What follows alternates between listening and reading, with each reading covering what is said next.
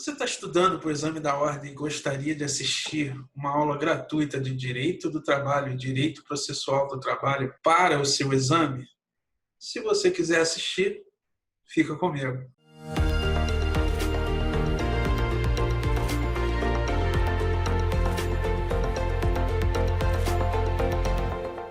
Olá pessoal, Sérgio Mota aqui hoje para a gente corrigir mais uma bateria de questões, desta vez de Direito do Trabalho e Direito Processual do Trabalho. O nosso trabalho aqui é desmistificar o estudo do exame da ordem, de forma que você possa, ao assistir a nossa aula gratuita, verificar que a banca tem um método para cobrar o assunto dos examinandos. E se você descobrir esse método e fizer bastante exercícios, no caso da FGV, são as chamadas situações-problema, você vai ter êxito na sua prova e pegar a sua carteira de advogado. Se você assistir a aula e gostar do conteúdo, você já pode deixar o seu like, se inscrever no canal e ativar o sininho de notificação das demais aulas que estão por vir. Um forte abraço, bons estudos. Vamos lá, pessoal, vamos começar. Reinaldo é empregado da padaria Cruz de Prata, na qual exerce a função de auxiliar de padeiro com jornada de segunda a sexta, de meio-dia às 17 e pausa alimentar de 15 minutos.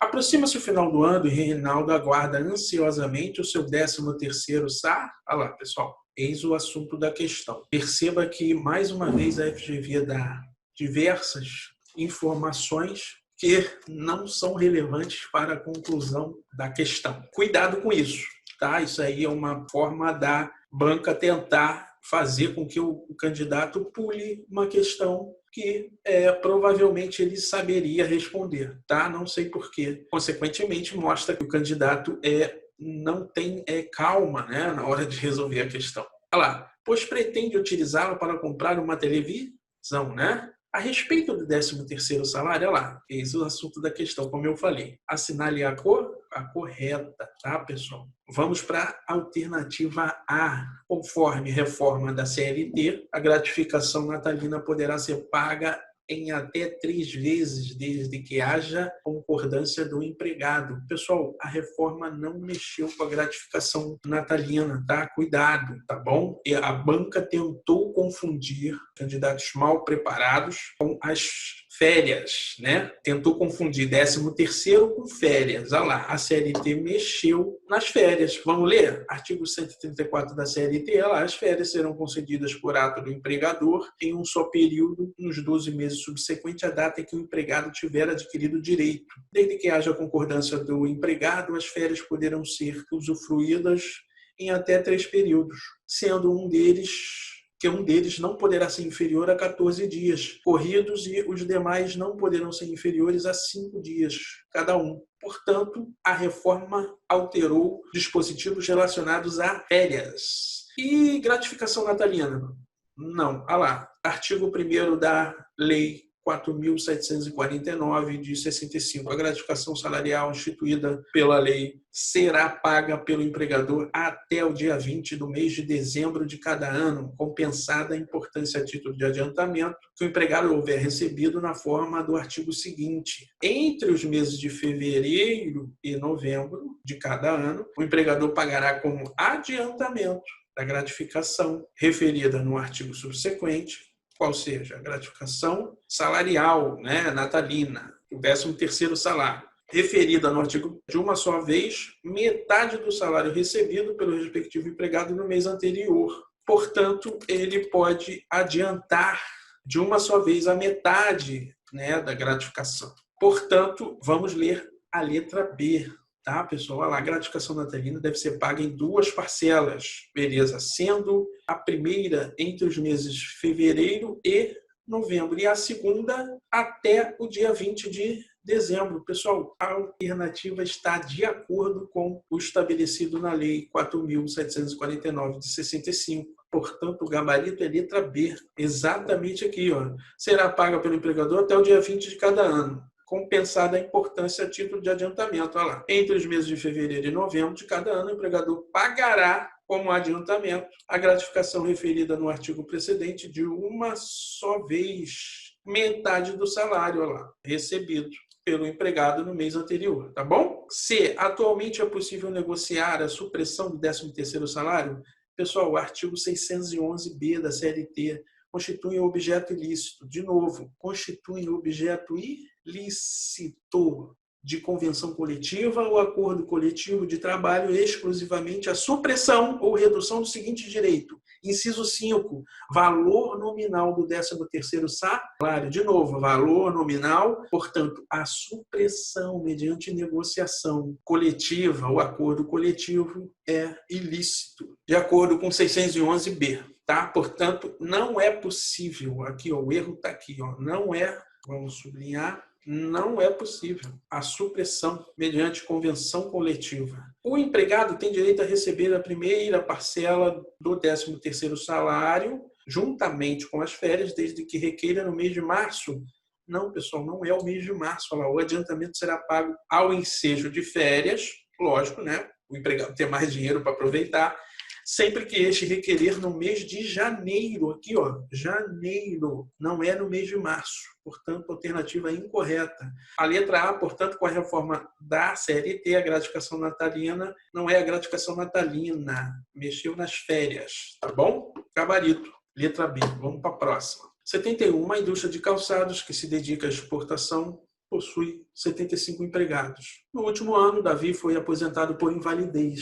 Heitor pediu demissão do emprego, Lorenzo foi dispensado por justa causa e Laura rompeu o contrato por acordo com o empregador, aproveitando-se da nova modalidade de ruptura trazida pela Lei 13.467 de 2017, a reforma trabalhista. De acordo com a norma de regência, assinale a opção que indica, em razão de eventos relatados, quem tem o direito ao saque do FGTS. Vamos lá, pessoal? Lei 8.036 de 1990, que trata do FGTS. A conta vinculada é do trabalhador no FGTS poderá ser movimentada, poderá ser movimentada, entenda-se, poderá haver saque, né? Nas seguintes situações. Então, vamos lá, pessoal. Davi foi aposentado por invalidez. Aposentadoria por invalidez, artigo 20, inciso 3.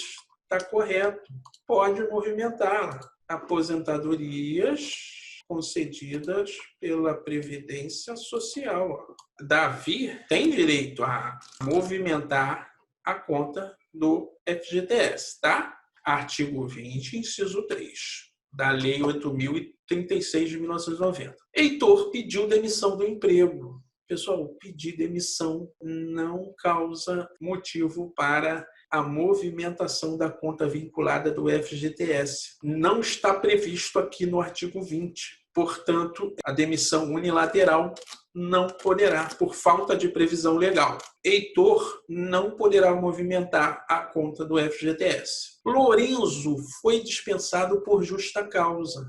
Pessoal, se pedir demissão não é motivo, a dispensa por justa causa, porque a dispensa por justa causa é uma punição, né, pessoal? Também não, por falta de previsão legal, não é causa de movimentação da conta vinculada do FGTS, tá bom, pessoal? Logo, Lorenzo não poderá movimentá-la. Laura rompeu o contrato por acordo na nova modalidade estabelecida, né? Distratou, né? Por acordo.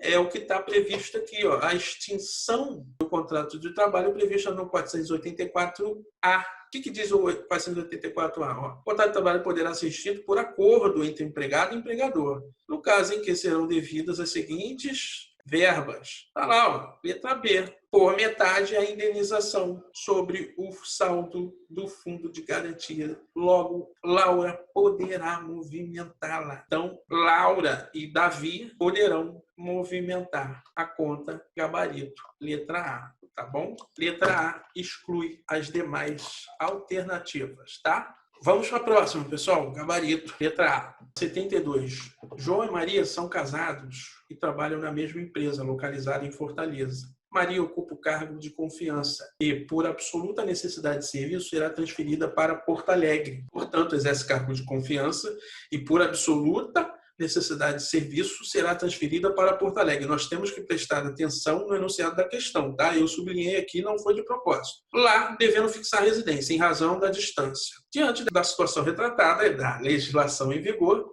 assinale a correta. Pessoal, artigo 469 da CLT. Lá. Ao empregador é vedado transferir o empregado sem a sua anuência para localidade diversa. Portanto, pessoal, a regra é a proibição da transferência para outra localidade do empregado. Essa é a regra. Entretanto, essa regra possui exceção e é lógico que a banca vai brincar com a exceção, pessoal. Tá? Não adianta fugir disso.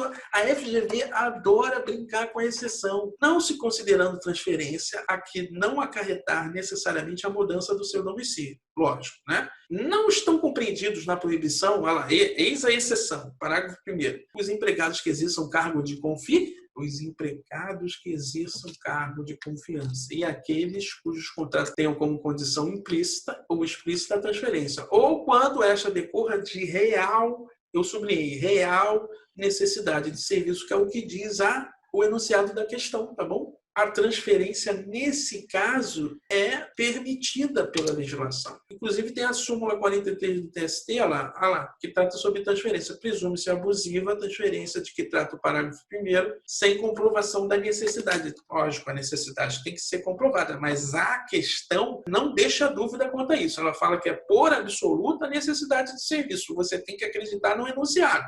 Aí você parte para fazer a questão. Portanto, a banca tratou de transferência no que tange a exceção. Então, olha lá, letra A, a transferência não poderá ser realizada? Errado, né, pessoal? Nesse caso, né?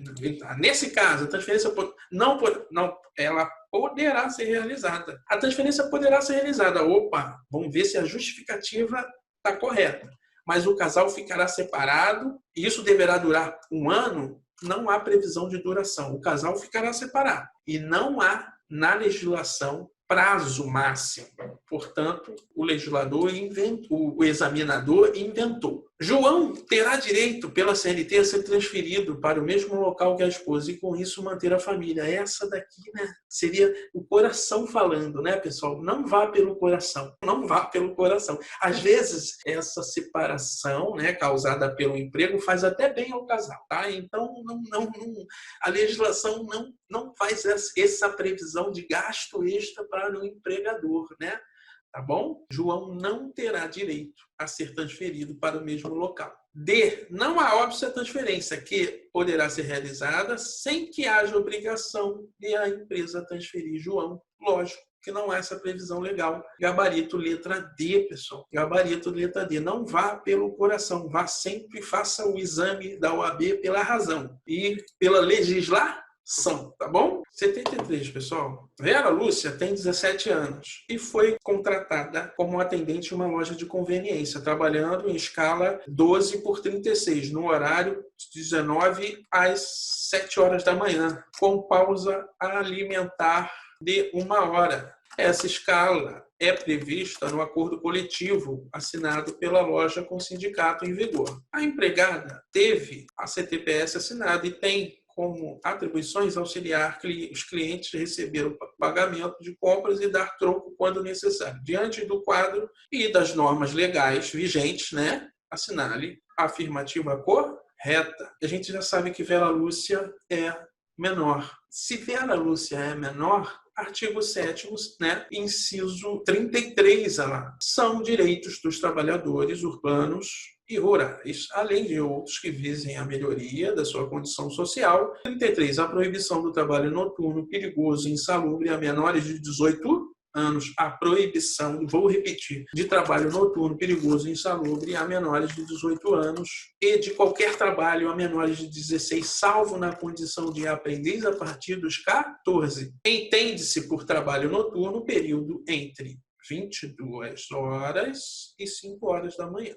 Bom, portanto, aqui, pegou, tá? Pegou porque colocaram Vera Lúcia para trabalhar das 19 às 7 horas da manhã. Esse trabalho é proibido, tá? E aqui a gente abre um parênteses já que a questão abordou, o examinador pediu esse conhecimento, olha lá, a diferença entre trabalho proibido e trabalho ilícito. Olha lá, o trabalho proibido é diferente do trabalho ilícito. Tá? No caso do trabalho proibido ou irregular, há descumprimento de norma trabalhista. Se o trabalho proibido for verificado, pode haver reconhecimento de direitos trabalhistas. Lógico, né, pessoal? O trabalho é proibido. Mas se ele for verificado, é lógico que o Ministério do Trabalho, procuradores do Ministério ou auditores do Ministério do Trabalho vão multar a empresa e vão mandar cessar o trabalho proibido. Ponto. E, consequentemente, a empresa vai arcar ainda com as verbas trabalhistas, tá bom? Já o trabalho ilícito não, tá, pessoal? O trabalho ilícito aqui, quando configure crime, contravenção ou contribua para algum deles. Nesse caso, não se reconhecem os direitos trabalhistas. É aquele caso clássico que vocês viram na faculdade do apontador do jogo do bicho. Aqui nós estamos sendo objetivo para corrigir a questão. A convenção coletiva e o acordo coletivo 611-A da CLT tem prevalência sobre a lei quando, entre outros, dispuserem sobre pacto da jornada de trabalho. Portanto, o pacto da jornada de trabalho, pessoal, pode ser objeto de acordo ou convenção coletiva e prevalecerá sobre a lei. Então, visto isso, vamos para as alternativas. A hipótese trata de trabalho proibido. Perfeito, né, pessoal? Gabarito da 73 é letra A. Isso não tem dúvida. É menor e trabalhou um período noturno. Alguém tem dúvida? Não, né? Essa você marca sem nenhuma dor no coração. Mas vamos ver o que vem depois, né? Para a gente poder aprender e utilizar a técnica do estudo reverso. Olha lá. O contrato é plenamente válido. Plenamente não. Ele não é válido. Plenamente não. Porque colocou ela para trabalhar no período noturno e ela era menor. Então, ele não é plenamente válido. A situação retrata caso de atividade objeto ilícito? Não se trata de trabalho ilícito. O objeto é lícito. Entretanto, houve incorrência em proibição de norma trabalhista. Mas o trabalho em si, ou seja, auxiliar cliente, receber o pagamento de compra e dar troco, não tem nada de ilícito nisso. Foge ao conceito de trabalho ilícito. Não retrata objeto ilícito. Por ter 17 anos, Vera Lúcia fica impedida de trabalhar em escala.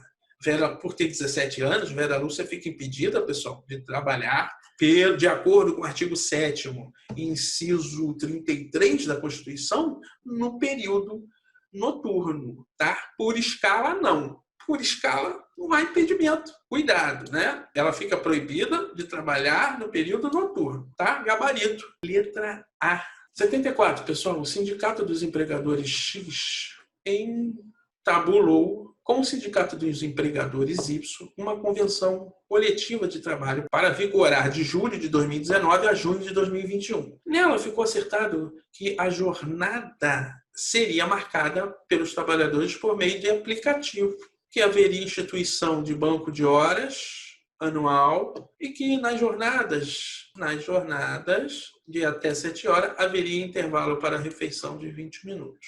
E que a participação dos lucros seria dividida em 4 parcelas, considerando o teor da norma e suas cláusulas e considerando o disposto na CLT, assinale a alternativa correta, tá, pessoal? Ele quer a correta.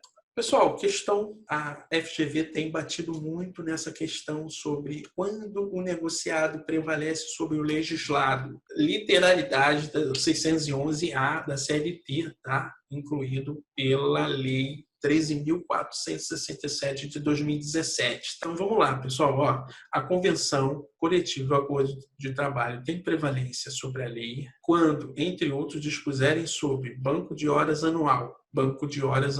Então, pode o sindicato, né? No caso concreto, o Sindicato dos Empregados e dos Empregadores acordar sobre banco de horas? Pode. A intervenção intrajornada, o intervalo, pode acordar sobre o intervalo intrajornada, respeitando o limite mínimo de 30 minutos, né, pessoal? Jornadas superiores a 6 horas.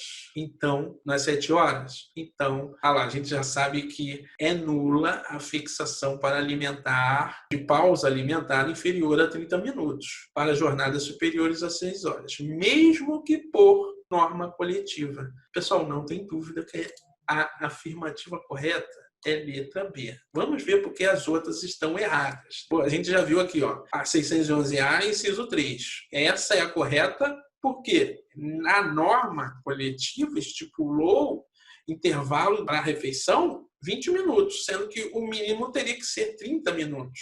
Portanto, olha lá, a letra A, vamos ver, a convenção é nula. A convenção é nula quanto à participação nos lucros, que não pode ser dividida em mais de 2 parcelas. Pessoal, essa questão é bem interessante. Artigo 3º da Lei 10.101, olha lá. É vedado o pagamento de qualquer antecipação ou distribuição de valores a título de participação nos lucros e resultados da empresa em mais de 2 parcelas. Perceba que eles fizeram em 4, por acordo, no mesmo ano civil e em periodicidade inferior a um trimestre civil. Aqui, ó, a norma coletiva estipulou que a participação dos lucros seria dividida em 4 parcelas.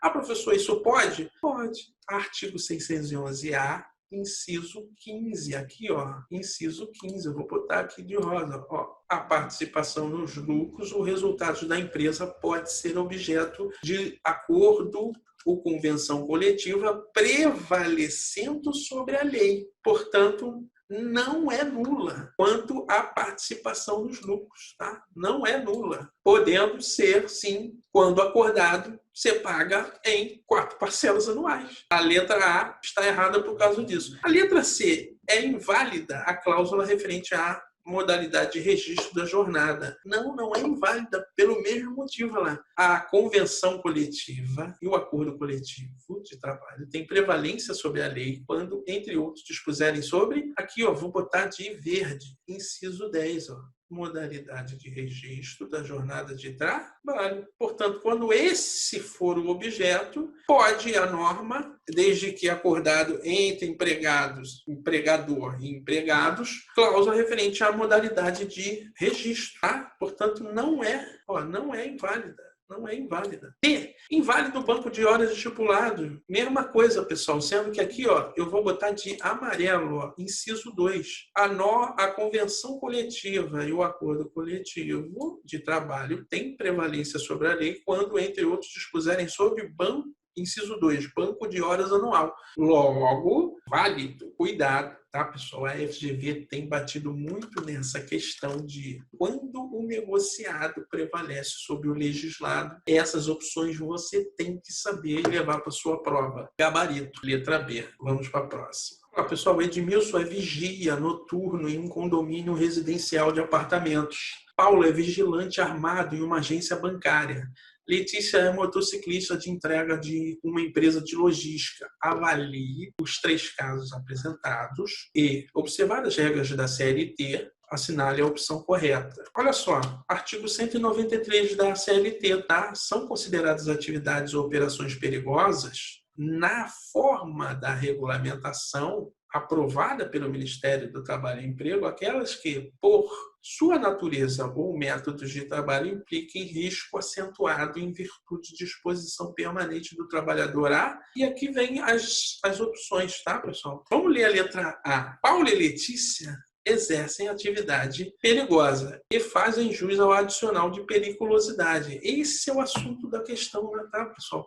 Adicional de periculosidade. Às vezes nós temos que ir na alternativa para descobrir o que a questão quer saber. Então, a questão quer saber se você sabe sobre o assunto adicional de periculosidade e quando ele é devido. As hipóteses em que ele é devido. A atividade de Edmilson não é perigosa e, por isso, ele não deve receber o adicional. Edmilson é vigia. A questão aqui, ela foi um pouco maldosa, porque ela requereu um conhecimento de norma do Ministério do Trabalho. Tá? Eu não botei aqui porque não convém a gente aprofundar tanto. Mas o que vocês tinham que saber é o seguinte, ó, o vigia é, na maioria das vezes, informal e exerce funções bastante limitadas, enquanto o vigia não é uma profissão regulamentada. Tá? O vigia não é profissão regulamentada. O vigilante, sim, tá lá, integra a profissão reconhecida e regulamentada, que inclui várias frentes de atuação. A principal diferença entre esses 2 profissionais é o tipo de atividade exercida. Olha que beleza. A principal diferença entre esses dois profissionais é o tipo de atividade exercida. Você já resolve, né? O gabarito aqui, não tem dúvida, é letra A. Paulo não é vigilante? Olha lá. Logo, ele é a profissão, ele está aqui, ó, artigo 193, inciso 2, profissionais de segurança pessoal e patrimonial, vigilante armado. E a Letícia, aqui, ó, são também consideradas perigosas as atividades de trabalhador em motocicleta. Tá vendo aqui, ó, de rosa? Então, Letícia também faz jus. Olha lá, o trabalho em condições de periculosidade assegura ao trabalhador um adicional de 30%, é o adicional de periculosidade, sobre o salário, sem acréscimos resultantes de gratificações, prêmios ou participações no lucro da empresa, tá bom? Logo, a gente viu que essa questão foi toda resolvida no artigo 193 da CLT, tá bom, pessoal? Vamos ver as alternativas, as outras? Olha lá. Considerando que os 3 empregados lidam com explosivos, não, os 3 empregados não lidam com explosivos, né, pessoal? Salvo disposição em norma coletiva, nenhum deles terá direito a recebimento de... Então, olha só, aqui não lida, mas considerando que, né, vamos voltar, considerando que eles lidassem com, salvo norma coletiva, pessoal, norma coletiva não pode dispor sobre isso, tá? Então, esse salvo aqui já deixa errado. E eles teriam direito ao recebimento, olha lá. Trabalhador, olha lá, artigo 193, em virtude de disposição permanente a explosivos. Essa letra B está errada por causa disso. C. Os 3 empregados fazem jus ao adicional. Considerando o que está no enunciado, né? Isso que a letra C está dizendo. Pois as profissões de Edmilson e Paulo estão sujeitas a risco. Não, Edmilson não, pessoal. Edmilson é vigia. Profissão não regulamentada não faz jus a adicional de periculosidade, tá bom? Apenas Paulo e Edmilson. Não, Edmilson, a Letícia faz jus. Edmilson, gabarito, letra A. Sendo aqui bem objetivo, né, pessoal? Para vocês entenderem aonde que a banca foi para tornar as outras alternativas incorretas. Quando ele fala nenhum deles terá direito a recebimento, nenhum não, né? Os 3 teriam direito se trabalhassem com explosivos, tá? Pessoal, 76. O juiz, em sede de execução trabalhista, intimou a parte para cumprir despacho, determinando que o exequente desse seguimento à execução. Aqui nós já estamos no direito processual do trabalho. O juiz, em sede de execução trabalhista, intimou a parte para cumprir despacho, determinando que o exequente desse seguimento à execução. Portanto, o exequente determinou que o exequente desse segmento, indicando os meios de prosseguimento na execução, já que não foram encontrados bens no patrimônio do réu. Com fundamento na legislação vigente, assinale a correta. Questão que cobrou a literalidade de prescrição intercorrente, tá, pessoal? A gente fica sabendo disso quando a gente lê as assertivas, tá? A, B, C ou D. Vamos ver aqui a letra A. O processo fica parado aguardando a manifestação do exequente por período indefinido. O processo fica parado. Aqui ele está dizendo que não há, em outras palavras, ele está dizendo que não há prescrição intercorrente no curso do processo de trabalho, o que é um absurdo. Olha lá, artigo 11A.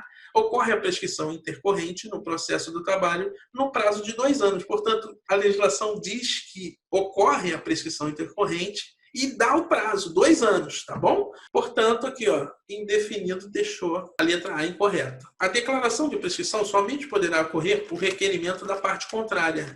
Não, artigo 11A, parágrafo 2º. A declaração de prescrição intercorrente pode ser requerida ou declarada de ofício, ou seja, por iniciativa do próprio juiz, do juízo, tá bom? Pode ser requerida pela parte ou declarada de ofício. Tá bom? Portanto, quando ele fala somente, ele deixa a assertiva incorreta. C. A prescrição intercorrente ocorrerá após 2 anos. Opa! Aqui ele diz que tem prescrição intercorrente que ocorre após 2 anos se a parte não cumprir o comando judicial. Pessoal, perfeito, né? É o que a gente leu ali na 11A caput, né? Olha lá. A letra D. O juiz deverá intimar novamente a parte a fim de dar início ao curso de prazo prescricional. Não, né, pessoal? Se ele já determinou o exequente que desse seguimento à execução, a partir da notificação da ciência, né, dessa determinação, começa a correr o prazo para... Então, ele não deve intimar novamente. Eis o erro da questão, tá? No caso concreto. Para a primeira fluência do prazo intercorrente, inicia-se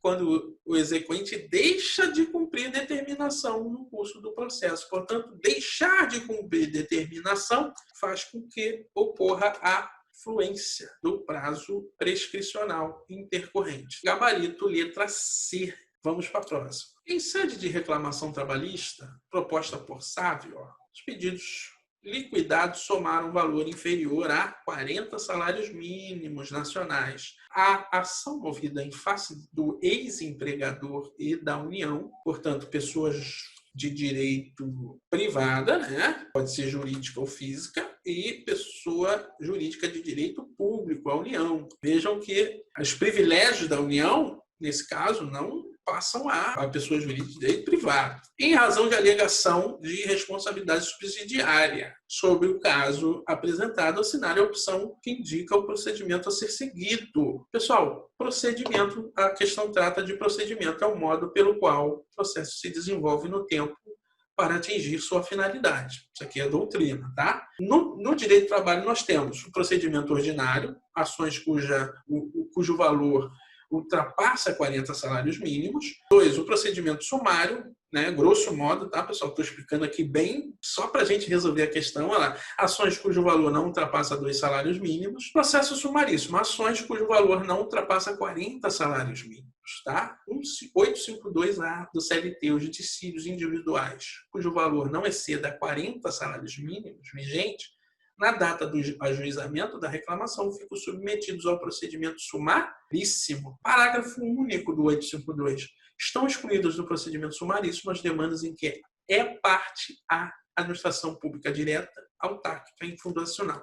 Portanto, a União está nesse processo, no caso concreto, e não vai poder ser o procedimento sumaríssimo. Terá que ser o procedimento ordinário, ainda que os pedidos liquidados somassem valores inferiores a 40 salários mínimos. Portanto, pessoal, 77, o gabarito é letra B. A ação correrá sob rito ordinário, não tenha dúvida. Por quê? Vamos ver se a razão justifica, né, a primeira assertiva lá. Porque, em que pese o valor da causa, inferior a 40 salários mínimos, figura ente de direito público no polo passivo. Perfeito, né, pessoal? Perfeitíssimo. Gabarito, portanto, letra B. Vamos ver agora a A. A ação correrá sob o rito sumaríssimo? Não, não correrá sob o rito sumaríssimo.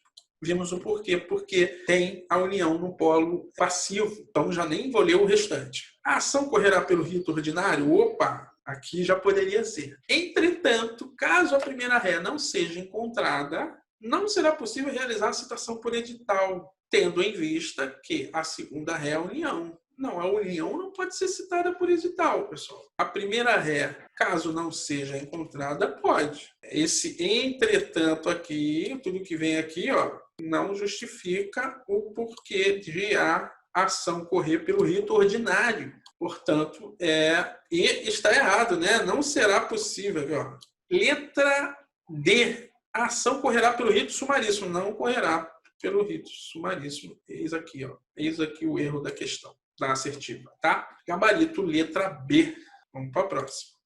No decorrer de uma reclamação trabalhista que transitou em julgado, que se encontra na fase executória, o juiz intimou o autor a apresentar os cálculos de liquidação respectivos, o que foi feito. Então, o juiz determinou que o cálculo fosse levado ao setor de contadoria da vara, para a conferência, tendo o calculista confirmado que os cálculos estavam adequados e em consonância com a coisa julgada. Diante disso, o juiz homologou a conta e determinou que o executado depositasse voluntariamente a quantia, sob pena de execução forçada. Diante dessa assertiva, assinar a correta. Portanto, ele quer a correta. Artigo 878, tá, pessoal? O artigo 878 é da CLT. A execução será promovida pelas partes, permitida a execução de ofício pelo juiz ou pelo presidente do tribunal apenas nos casos em que as partes não estiverem representadas por advogados, sendo ilíquida a sentença exequenda, né, ordenar-se-á previamente a sua liquidação. Lógico, né, pessoal?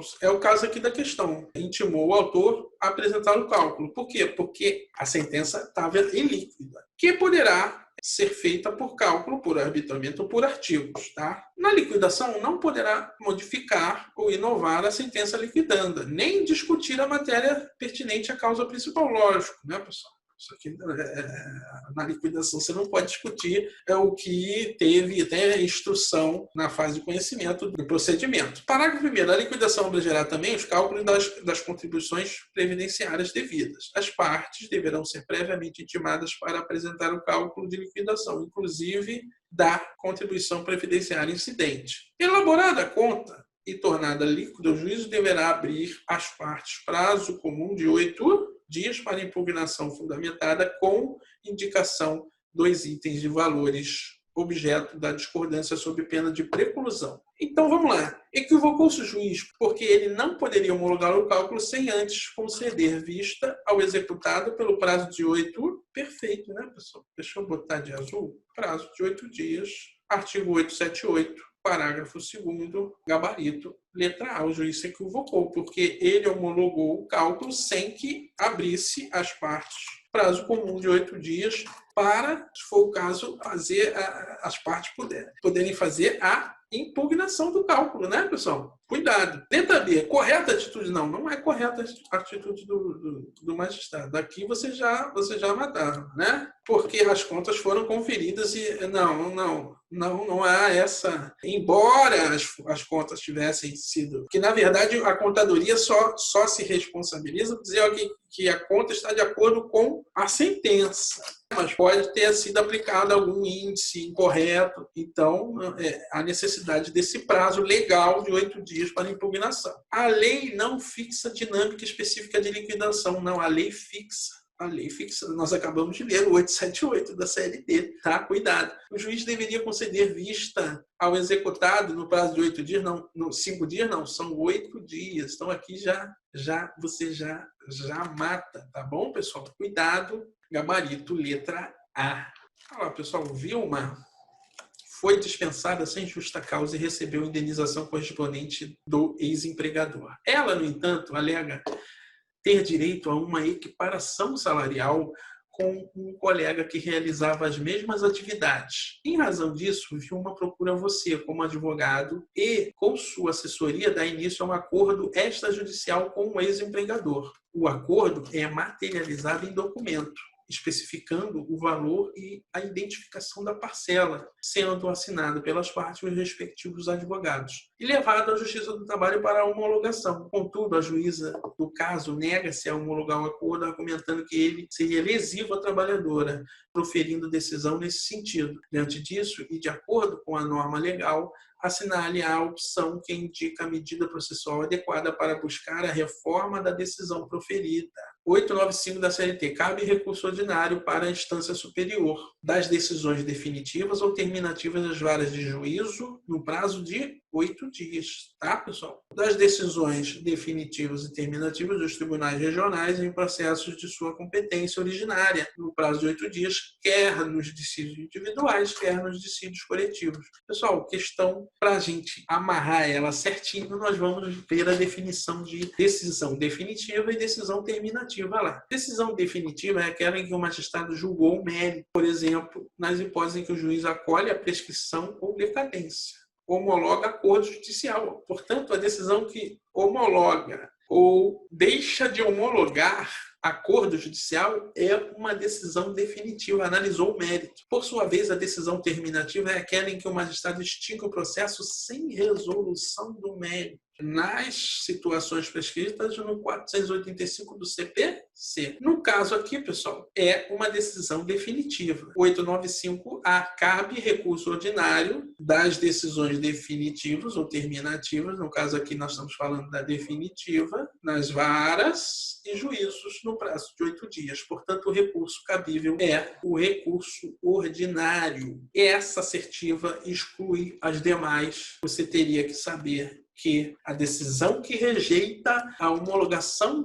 do acordo fundamentada, né, é uma decisão definitiva e contra decisões definitivas cabe recurso ordinário no direito do trabalho. Vamos para a próxima, gabarito letra B. Considere 4 situações a seguir. A instituição ABCD é uma entidade sem fins lucrativos. Rosemary é uma empregadora doméstica. O Instituto Sonhar é uma entidade filantrópica. Mariana é uma microempreendedora individual. Considere todas essas pessoas são empreendedoras e têm reclamações trabalhistas ajuizadas contra si, e que nenhuma delas comprovou ter condições para ser beneficiária da justiça gratuita. Assinale a opção que indica nos termos da CLT quem estará isento de efetuar o depósito recursal para recorrer de uma sentença desfavorável proferida por uma vara da Justiça do Trabalho. Pessoal, artigo 899, né? Desde já você tem que saber o seguinte: preparo no direito do trabalho é depósito recursal mais custos. Os recursos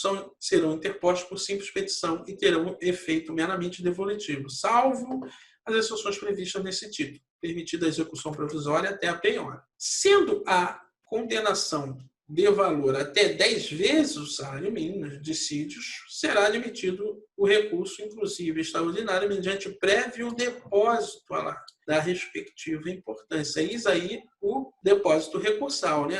Transitado e julgado, ordena-se o levantamento de imediato dessa importância depositada. Tratando-se de condenação do valor indeterminado, o depósito poderá ser o valor arbitrado para efeitos de custas pela junta e juízo de direito, até o limite de 10 vezes o valor do salário mínimo. Parágrafo 4. O depósito recursal será feito em conta vinculada e corrigido nos mesmos índices da poupança. O preparo é pressuposto extrínseco de admissibilidade recursal e abrange no processo de trabalho a efetivação do depósito recursal, bem como o recolhimento das custas processuais. Parágrafo 9. O valor do depósito recursal será reduzido pela metade para as entidades sem fins lucrativos. Portanto, entidades sem fins lucrativos, o depósito recursal é reduzido pela metade. Logo, o depósito de entidades sem fins lucrativos não tem isenção de depósito recursal. Ela tem um benefício de recolhimento desse depósito pela metade.